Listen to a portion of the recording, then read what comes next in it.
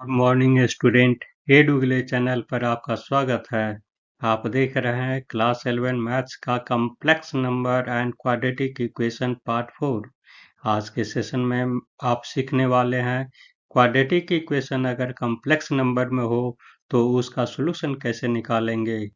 इसमें सबसे पहले मैं क्वाड्रेटिक इक्वेशन का बेसिक नॉलेज प्रीव्यू करेंगे और उसके बाद कंपैरिजन करते हुए सॉल्यूशन निकालेंगे।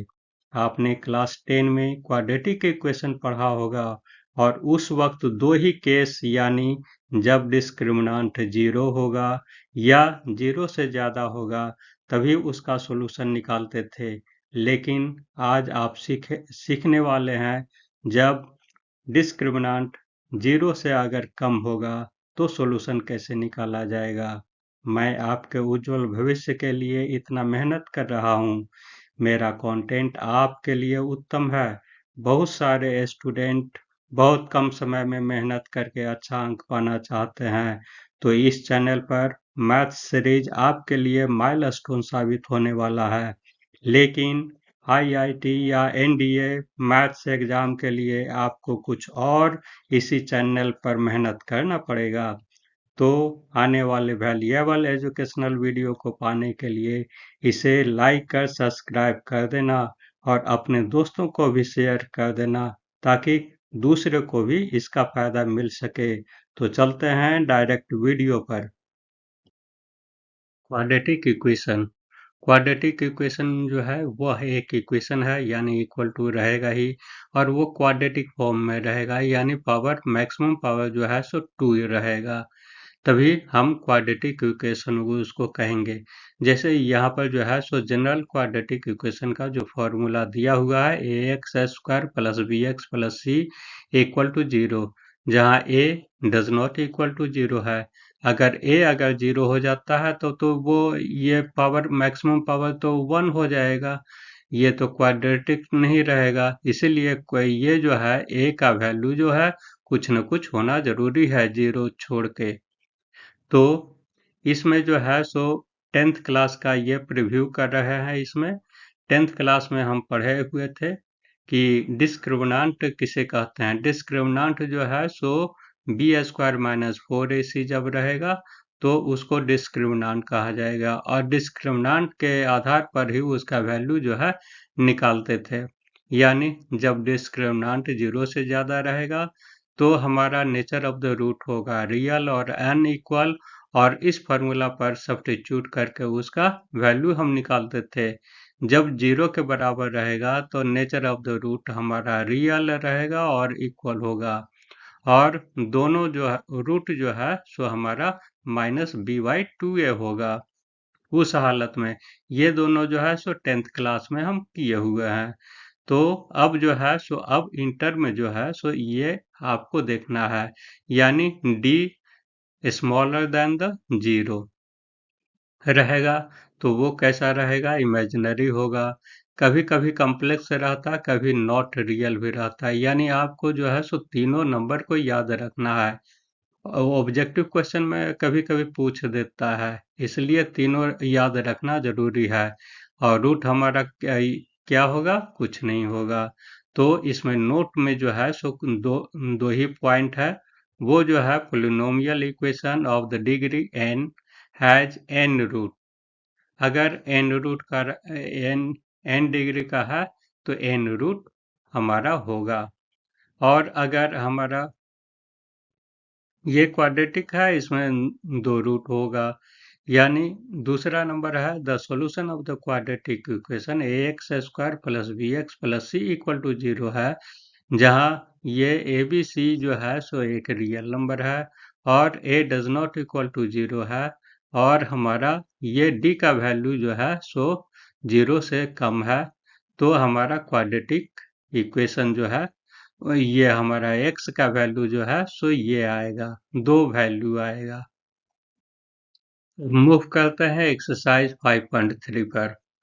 इसमें जो है सो क्वेश्चन है दिया हुआ, solve each of the following question. ये जो है सॉल्व करना है। X square plus 3 equal to zero है, तो इसमें जो है सो x का वैल्यू हमको निकालना है। तो यहाँ क्या क्या आगे टेस्टिंग करेंगे, डी इक्वल टू हमारा क्या है, 0 से कम है, 0 से ज़्यादा है या 0 के इक्वल है, तो आगे उसको देख लेना है। तो यहाँ लिखना है यही, here given the quadratic equation is this, on comparing of the given equation with the standard form of the equation we get a equal to 0 हो गया, b equal to 0 हो गया और c equal to ये 3 है। तो discriminant हमारा क्या हो जाएगा, बी स्क्वायर माइनस 4ac होगा। सभी का वैल्यू जो है सब्स्टिट्यूट कर देंगे, यानी b का वैल्यू हमारा 0 है, 0 हो गया। यहाँ 4ac है, तो यहाँ पर जो है सो a का वैल्यू 1 है और c का वैल्यू 3 है। तो इस प्रकार से इसको सॉल्व करेंगे, हमारा 0 से कम होगा वैल्यू, यानी 12 आया।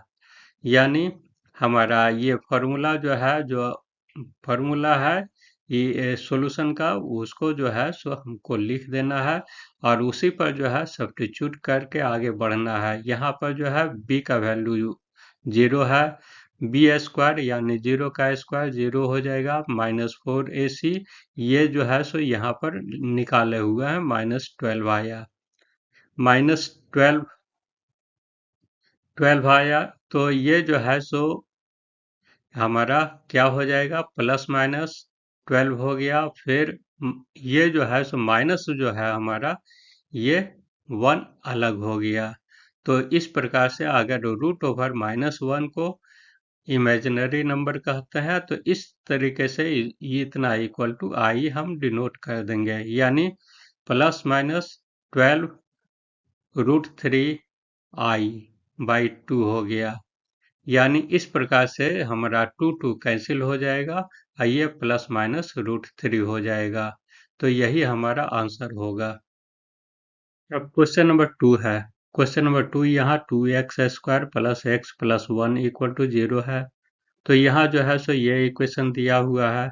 तो स्टैंडर्ड इक्वेशन के साथ कंपेयर करने पर हम देखते हैं, यहाँ a इक्वल टू 2 है, b इक्वल टू 1 है और c इक्वल टू 0 है। तो डिस्क्रिमिनेंट हमारा क्या हो जाएगा, बी स्क्वायर माइनस 4ac है, इसका वैल्यू जो है सब्स्टिट्यूट करके सॉल्व करेंगे, -7 आएगा। तो रिक्वायर्ड सॉल्यूशन हमारा क्या हो जाएगा, एक ये जो फार्मूला है दिया हुआ वो फार्मूला पर सब्स्टिट्यूट कर देंगे। ये b का -1 है और प्लस माइनस और इसका वैल्यू जो है सो -7 निकाले हुए हैं। तो ये 2a यानी a का वैल्यू हमारा 2 हो गया। तो इस प्रकार से सॉल्व करके i का -1 रूट ओवर है, इसका वैल्यू i सब्स्टिट्यूट कर देंगे। जो हमारा नंबर आएगा वो यही है, -1 plus minus root over 7i/4 होगा। यही हमारा आंसर होगा। तो क्वेश्चन नंबर 3 है, x square plus 3x plus 9 equal to 0। यहाँ जो है सो हम क्या देख रहे हैं, a इक्वल टू 1 हो गया, b इक्वल टू 3 है और c इक्वल टू 9 है। तो इस प्रकार से जो है सो हम डिस्क्रिमिनेंट जो है सो वो निकाल देंगे, इसका वैल्यू जो है वो नेगेटिव में ही आएगा, -27 हो गया। अब सॉल्यूशन इसका निकालेंगे, -b plus minus root over d by 2a हो गया। तो इस तरीके से जो है सो ये -b प्लस माइनस इसका जो वैल्यू जो है सो -27 हो गया और बाई 2 इंटू a है, a 1 हो गया।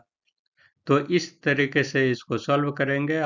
ये इसका -1 का जो है सो i होता है, इसका सब्स्टिट्यूट कर देना है, तो हमारा जो है -3 प्लस माइनस इस ये 3 रूट 3 हो गया बाई 2 हो गया i। तो यही हमारा आंसर होगा। क्वेश्चन नंबर 4 है, -x square plus x minus 2 equal to 0 है। यहाँ जो है सो स्टैंडर्ड इक्वेशन के साथ कंपैरिजन अगर करते हैं, तो हमारा a इक्वल टू -1 है, b इक्वल टू 1 है और c इक्वल टू -2 है। तो इस प्रकार से डिस्क्रिमिनेंट का वैल्यू जो है हम निकालते हैं तो -7 आता है। तो सॉल्यूशन हमारा क्या हो जाएगा, ये फार्मूला पर जो है सो B C A B C और डी का जो है वैल्यू सब्स्टिट्यूट कर देंगे। तो इस प्रकार से सॉल्यूशन करेंगे तो हमारा जो है सो लास्ट में -1 प्लस माइनस √7i/-2 होगा। यही हमारा आंसर हो जाएगा। क्वेश्चन नंबर 5 है x² plus 3x plus 5 equal to 0 है। यहाँ पर a इक्वल टू 1 है, b इक्वल टू 3 है और c इक्वल टू 5 है। तो इस प्रकार से d का वैल्यू सब्स्टिट्यूट कर देंगे। b² यानी 3 का स्क्वायर 9 हो गया, -4 इंटू a 1 हो गया और c 5 हो गया। इस प्रकार से 9 माइनस 20 इक्वल टू -11 हो गया। तो रिक्वायर्ड सॉल्यूशन हमारा हो जाएगा -b प्लस माइनस √d/2a, यानी b का माइनस ये 3 हो गया प्लस माइनस रूट ओवर ये d-11 हो गया इंटू 2 इंटू a हो गया। इस प्रकार से 11 रूट में आ गया, माइनस को सेपरेट कर देंगे, √1 इक्वल टू आई होता है, इसलिए आई यहाँ चला आया। इस प्रकार से हमारा लास्ट में रिजल्ट आएगा -3 plus minus √11i/2। This is the answer of the question. ये क्वेश्चन नंबर 6 है x² minus x plus 2 equal to 0। Here given a equal to 1, b equal to -1 और c इक्वल टू 2। तो discriminant equal to हमारा b² minus 4ac है। Substitute कर देंगे वह सभी का वैल्यू, तो हमारा -7 आएगा। अब रिक्वायर्ड सॉल्यूशन निकालेंगे b प्लस माइनस √d/2a। तो ये 1 हो गया प्लस माइनस √7 है। अब -7 है तो माइनस को सेपरेट कर देंगे, -1 ले लिए और ये 7 हो गया। चूंकि ये इतना इक्वल टू आई होता है, -1 √i हो गया। तो हमारा आंसर हो जाएगा 1 प्लस माइनस √7i/2। यही आंसर। क्वेश्चन नंबर 7 है √2x² plus x plus √2 equal to 0। यहाँ पर जो है सो a का वैल्यू √2 है, b का 1 है, c का √2 है। तो इस प्रकार से डिस्क्रिमिनेंट इक्वल टू हमारा ये है, इस पर सब्स्टिट्यूट करके ये वैल्यू निकालेंगे तो हम देखते हैं कि इसका वैल्यू -7 आता है। तो हमारा सॉल्यूशन क्या हो जाएगा, इस पर वैल्यू जो है सब्स्टिट्यूट कर देना है और इसका वैल्यू जो है उसको निकाल देना है। लास्ट में नंबर कैलकुलेशन करने के बाद आएगा -1 प्लस माइनस √7i/2 आंसर आ जाएगा। क्वेश्चन नंबर 8 है √3x² minus √2x plus 3√3 equal to 0। यहाँ पर a का वैल्यू √3 है, b का वैल्यू -√2 है और c का वैल्यू 3√3 है। तो इस तरीके से जो है सो डिस्क्रिमिनेंट पर इस पर जो है सब्स्टिट्यूट करेंगे तो हमारा रिजल्ट आएगा -34। अब सॉल्यूशन हम निकालेंगे -b प्लस माइनस √d/2a पर सब्स्टिट्यूट कर देंगे और ध्यान में रखना है कि इसका वैल्यू आई पुट अप कर देंगे। तो इस प्रकार से हमारा रिजल्ट जो है √2 प्लस माइनस √34i/2 √3 होगा। क्वेश्चन नंबर 9 है x² प्लस x प्लस 1/√2। तो यहाँ पर दिया हुआ है, तो अगर इधर डिनोमिनेटर में अगर कुछ नंबर रहेगा तो उसको जो है सो ये एलसीएम लेकर के उसको ख़त्म कर देंगे। तो एलसीएम √2 हो गया, ये 0 से मल्टीप्लाई होगा, इधर आएगा 0 हो जाएगा, इसलिए हमारा हो जाएगा √2x² प्लस √2x प्लस 1 हो इक्वल टू 0 हो गया। तो अब जो है सो ये आ गया। तो इस प्रकार से जो है सो हमारा क्या हो जाएगा, ए इक्वल टू √2 हो गया, बी इक्वल टू √2 हो गया और सी इक्वल टू 1 हो गया। तो अब डिस्क्रिमिनेंट निकालेंगे b² माइनस 4ac यानी 2 माइनस 4 इंटू 2 √2 इंटू 1 हो गया, यानी 2 माइनस इसका सॉल्व करेंगे 4√2 आएगा। तो इतना हो गया।